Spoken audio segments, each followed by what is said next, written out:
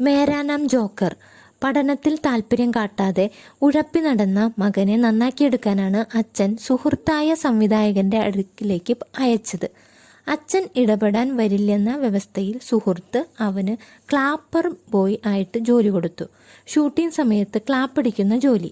ഏതു സമയവും കണ്ണാടിയിൽ നോക്കി മുടി കോന്തിയൊതുക്കുന്ന ദുശീലക്കാരനായിരുന്നുവെങ്കിലും സിനിമാ ഷൂട്ടിംഗ് യൂണിറ്റുമായി അയാൾ വേഗം ഇണങ്ങിച്ചേർന്നു.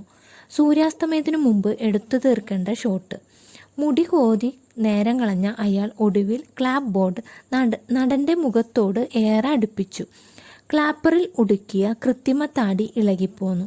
സൂര്യൻ അസ്തമിച്ചു. ഷൂട്ടിംഗ് മുടങ്ങി. കോപം കൊണ്ട് ജ്വലിച്ച സംവിധായകൻ മുഴുവൻ യൂണിറ്റിന്റെയും മുൻപിൽ വെച്ച് അയാളെ അടിച്ചു.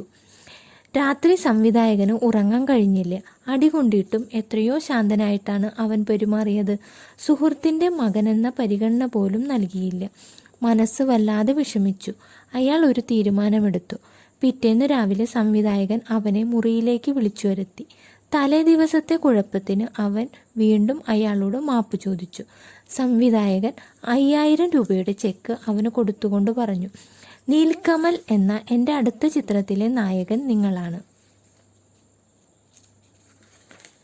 വിശ്വസിക്കാനാവാതെ അമ്പരന്നു നിന്നു അവൻ. കണ്ണുനീർ തുടച്ചുകൊണ്ട് ഇത്രയും പറഞ്ഞു. കോപമോ അക്രമമോ കണ്ണുനീർ വരുത്തുകയില്ല, പക്ഷേ കരുണ കാണിച്ചാൽ കരഞ്ഞുപോകും. ക്ലാസ് മുറി പഠനത്തിൽ താല്പര്യം കാണാത്ത അയാൾ പിൻകാലത്ത് ഇന്ത്യൻ സിനിമയിലെ ഇതിഹാസമായി മാറി.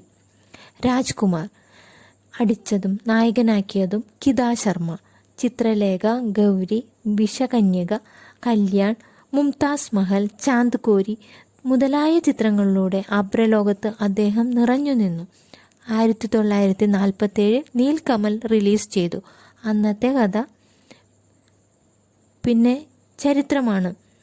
ആവാര, ബർസാത്ത്, ശ്രീ 420, ജസന്ത് മേം, ഗംഗ ബഹത്തി ഹേ, ബോബി, സത്യം ശിവം സുന്ദരം, മേരാ നാം ജോക്കർ എന്നിങ്ങനെ എത്രയോ ചിത്രങ്ങൾ. ഇഷ്ടപ്പെട്ട മേഖല കണ്ടെത്തിയാൽ അതിൽ ഉറച്ചു നിന്ന് തളരാതെ പ്രയത്നിക്കുവാൻ ഉത്സാഹം കാട്ടുന്നവരെയാണ് വിജയം തുണയ്ക്കുക.